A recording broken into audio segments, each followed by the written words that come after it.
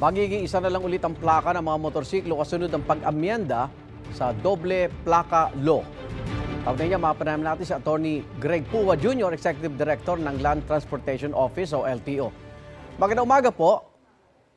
Magandang umaga po, Sir Igan. Magandang umaga po sa lahat na nakikinig sa inyo. Makakatulong po ba sa LTO yung pagbabagong yan na maibalik sa iisa na lang ang plaka ng mga motorsiklo?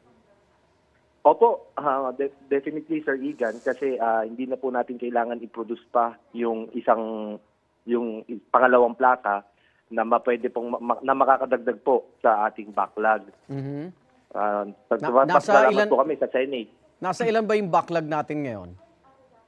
Ang backlog po natin ngayon, Sir Igan, is nasa 9 million po. 9 million? 9 million na lang. Nagsimula po ito, nasa 13 to 14 million. Opo. So, ano po kaya maging epekto niyan, yung pag-amyandang yan sa Motorcycle Crime Prevention Act?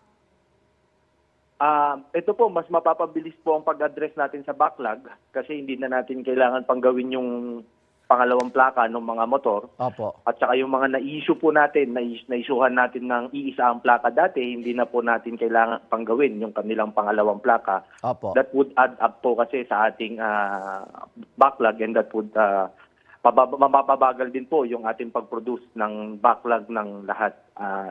So tulad nga po nung sinabi nila sa Senate, mas okay na po na merong isa kaysa wala talaga dahil sa backlog. So, Atty. Puwa, yung merong dalawang plaka ngayon, mga ilan niyang na-issue na yan? I'll just need to check the numbers po kasi there was nung nasuspindi po yung implementation nitong motorcycle crime prevention. Oo.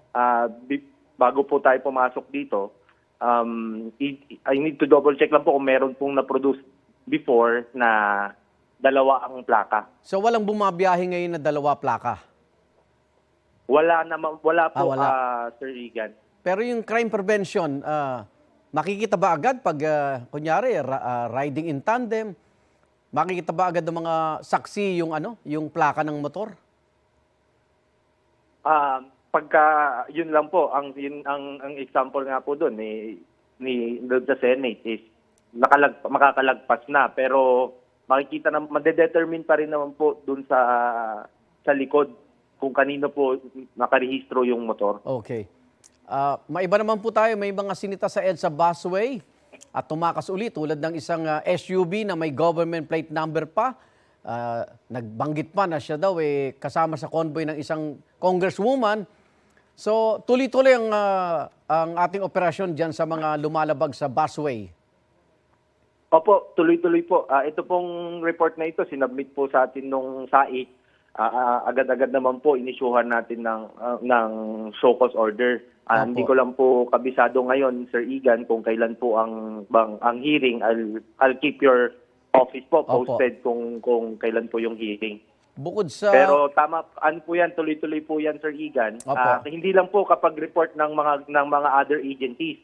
Even po makita natin sa video, sa social media or reported by our citizen, ina-actionan po natin yan, Sir Igan. Opo. Bukod sa 1,000, tapos susunod 5,000 na, kumpiskasyon din ng kanilang lisensya, di ho ba?